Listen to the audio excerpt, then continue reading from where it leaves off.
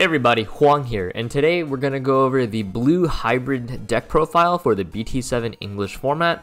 I just want to apologize for the lack of uploads recently. I am currently trying to wrap up my school semester, as well as balance my job and everything, so I apologize for that. But with everything winding down right now, I should have a little bit more time to get some of these deck profiles out, especially before the official release of BT7, so I hope you all look forward to that. So, without further ado, let's get started with Blue Hybrid.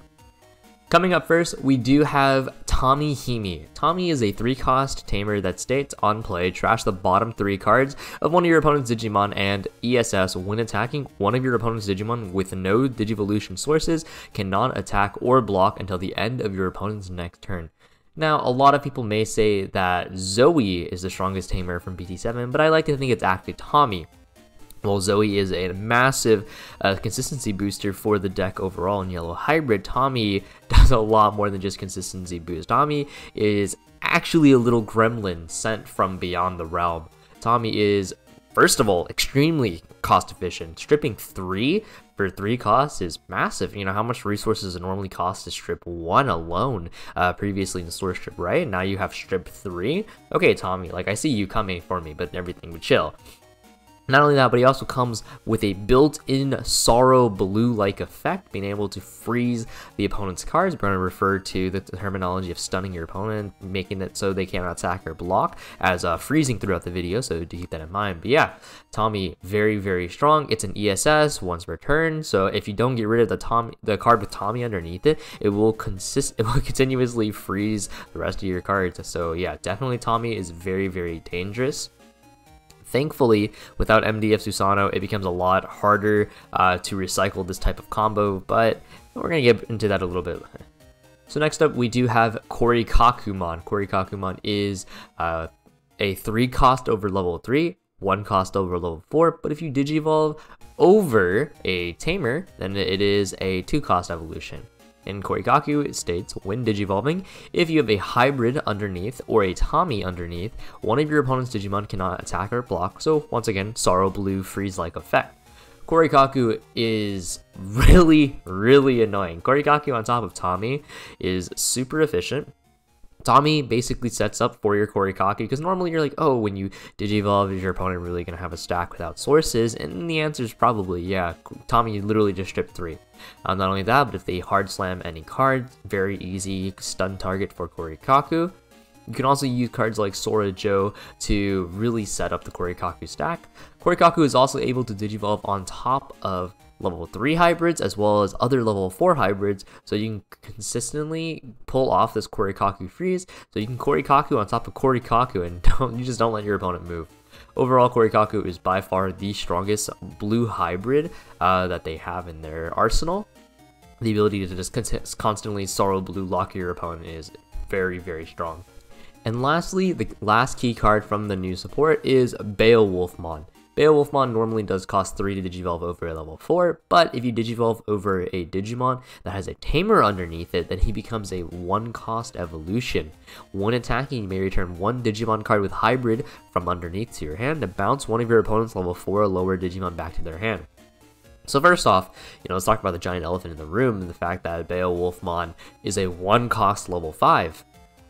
That's super, super strong, because that means even if you're choked at 1, you can still Digivolve into the Beowulfmon, you can still get the bounce effect, you can set up a Magnagarurumon effect. It's just a lot of different potentials that you can do off of this 1-cost evolution, making Beowulfmon automatically a very, very strong card. Beowulfmon also packs Disruption built into his kit, being able to recycle Korikakumon, so you put the Korikakumon back to your hand, you can reuse that Korikakumon at a later time, right? It's like that, like I said, lending itself to a constant cycle of freezing. But you are also able to bounce back a wide variety of problematic cards, Madoki Betomon, Syakomon, opposing hybrids, Bokomon, whatever it really may be. There's a ton of different targets that you would get value out of bouncing. So yeah, overall, Beowulfmon, very, very powerful card. Also, that art, super sick, with Ancient Garurumon in the background. How could you not love this card? Now, going into the text, and I know it's kind of weird to see the deck list not being right here, and so we're going right into the text and matchups. I mean, because that is, we're not doing a hybrid list, so this is a mono blue hybrid list. Nothing crazy here, no crazy shenanigans. But as far as your techs go, because it is a hybrid deck, that does mean you have a little bit more wiggle room to start building your deck around, because all of your tamers are play starters. So whether you change your consistency or not, you always have your tamers to fall back on. So at the current moment, we are experimenting, trying to add some aggressiveness in order to improve your yellow hybrid matchup, which, spoiler alert, is your worst matchup. But your techs can range from Siakomon, who is very potent versus Hybrid and Loop, Madoki Betamon, who is very potent versus Bokomon and Loop, and it's more potent against some other matchups too, but you know, those are the two primary offenders. Starlight Velocity, which is a 3-cost Wolf Claw. A lot of people like playing with Wolf Claw or Kaiser Nail, however you want to go about it. Starlight Velocity is just that, but for hybrids. It also allows you to pull out some tamers. So, for example, if you have Magna Garurumon underneath Magna Garurumon, you can pull out Magna Garurumon. That's super cool. Or you can just basically recycle your tamers, you know, lets you reuse Tommies. And then we saw from DPP, he used to play Leopardmon Blue Hybrid, so that's also a tech that you can entertain, being able to increase your board expansion. We've also seen a Zulongmon being entertained as well, a little bit of that aggressiveness that you can do. Now, as far as your matchups go, Blue Hybrid is very strong against Purple. Purple wants to destroy their cards in order to get off their when deleted effects. Blue is very good at stopping that because you just stun their cards in their tracks. So then you force them to have cards like Deathclaw or Call by Darkness in order to pop their cards, and so Blue, very excellent matchup into Purple, especially Loop, weirdly enough. It turns out if you can't get your Eismon to pop, then Loop's not very, it's not getting anywhere anytime soon. That's where we might see EX Loop make a return in that case. Red Hybrid is a relatively even matchup, although if they open the Ancient Greymon combo, then it's a little bit difficult, but overall it's pretty coin flippy, I would say, 50-50. But Yellow Hybrid, definitely your worst matchup because they have very good grind game. Blue excels at poking. Blue really likes to poke. Yellow says, hey, poke me, that's cool, I'll just get my TK Kari value off, and you're just playing into their game plan. And even if you do freeze their Digimon, they don't really care because they're still going to heal and still going to remove your board. So yeah, Yellow Hybrid is definitely your worst matchup. Overall, losing Ice Wall and MDF really did weaken Blue Hybrid, so that also means that decks where they just have too many Digimon and you're unable to stun everything, you know, Lord Nightmon, Titanmon decks can get kind of crazy. That can also be a little bit problematic. Not exactly a huge weakness, but I wouldn't say in favor of Blue Hybrid. And now we're finally on the deck profile. This is what everyone's been waiting for. I haven't had a lot of comments. This deck is from one of my mods, Llama. He really likes Blue Hybrid. He's been testing it a lot, and so this is the baseline list that he provided me with to show you all.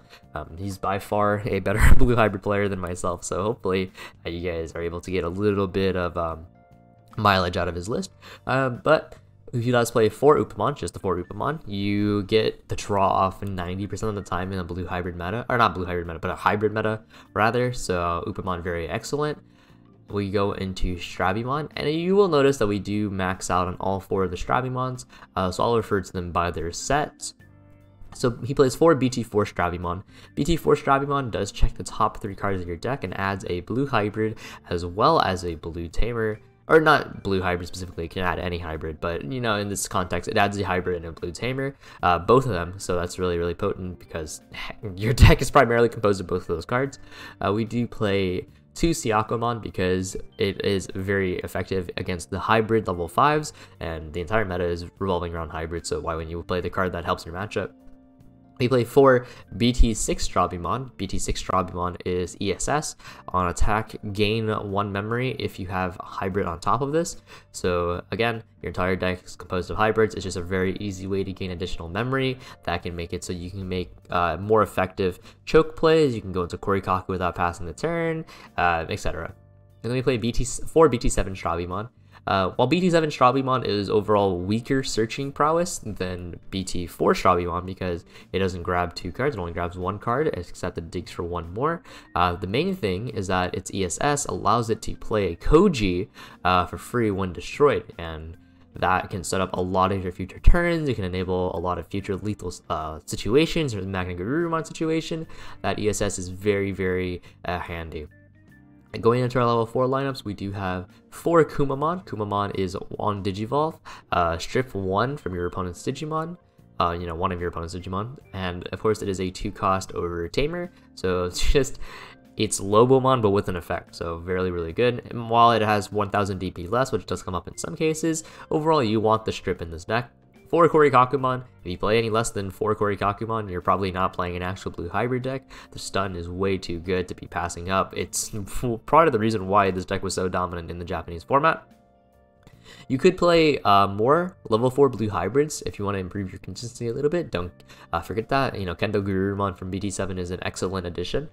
And then we do have, into our level 5 lineups, we do have 2 BT4 Beowulfmons. Beowulfmon is jamming first off, and then during your opponent's turn, if you have a hybrid underneath it, it cannot be targeted for attack. So against decks like Lilith Loop, where they want to try and kill your stack in order to prevent the Tommy stunning from occurring, it's really annoying. Jesmon can't hit it. Green hybrid can't hit it, red hybrid can't hit it. It's just very annoying overall for a lot of these different decks. So definitely it actually comes up a lot more in this meta than it did in previous metas. And then 4 of the BT7 Beowulfmon, because 1 cost evolution is way, way, way too good. And the bounce effect is much appreciated. It also recycles all of your various Korikakumons. And then we do play 3 Magna Garurumon. Magna Garurumon is your strongest form of removal. Magna Garurumon with Magna Garurumon underneath it off of Koji setup is able to bounce back level 6s. It has easy multi-attacking prowess. It can bounce back level 5s very easily. Overall, Magna Garurumon is very strong. You just need to load it up and load the chamber right. A lot of players don't want to play Magna Garurumon. They don't see it as very effective. I actually do think it's extremely potent. I think the ability to Digivolve into it off of Koji is just way too good. You may notice a lack of Susanomon in this deck. Susanomon definitely got a lot worse in blue hybrid due to no MDF. Susanomon really finds a home in yellow hybrid more than anything else. You could try and run some in blue hybrid, but I definitely would suggest it in the baseline list, because in the format without MDF, it's definitely a lot worse. 1 Starlight Velocity. Starlight Velocity is able to replay any Magna Garurumon underneath a Magna Garurumon, and that's pretty hypey. You can also recycle your tamers. So, for example, you can play Starlight Velocity, and it essentially acts as a 3-cost tamer, because then you can pull out a Sora Joe, or a Koji, Tommy, or a Davis that you would have played previously, and Digivolved into a hybrid. 1 Ice Wall. This card goes without saying. It's just way too good for what it does. Ice Wall is absolutely ridiculous. No reason not to play 1.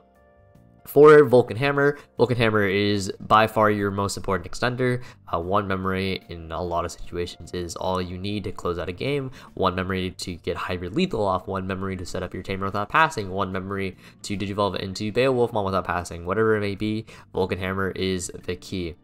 We play 3 Davis.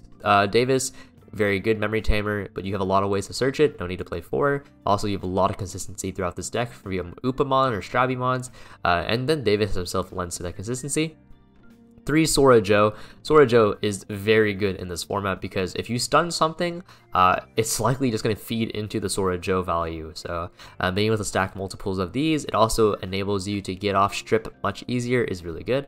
4 Tommy. Tommy goes without saying. It is the most obnoxious tamer in this deck, being able to freeze your opponent, strip 3. It's just really good. No reason to play less than 4. And then 3 Koji. Koji is, first off, main effect, you can take 5 hybrids from your hand, put it underneath Koji, and then you may Digivolve into Magna Garurumon, so you can stack up a Magna Garurumon stack, or a level 4 hybrid, whatever it may be, with a ton of different effects, such as the Strabimon's +1 memory, or Koji popping himself, or anything along those lines.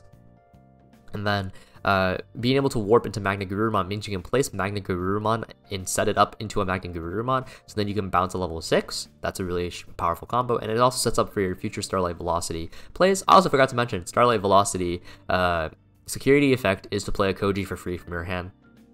And then Koji ESS is when a card is bounced back to your hand, gain a memory. So overall, this deck is very memory efficient. It's very great at locking down your opponent. Overall, a very, very strong deck. Even with the hits to Ice Wall and MDF, it is still a tier 1 meta contender, although I would say it's probably on the mid to low end of the meta spectrum, given that it doesn't exactly defeat anything super huge, and it doesn't have an extremely potent hybrid matchup outside of like purple hybrid with Cherubi, and your yellow matchup is definitely really rough. So as a baseline list, I think this is very solid. I think there's a lot of room that we can explore as a community to try and improve blue hybrid, so maybe in the future, past this video, blue hybrid ends up being top tier once again. So regardless, thank you guys so much for watching, and I really hope that you found this educational and entertaining. So take it easy.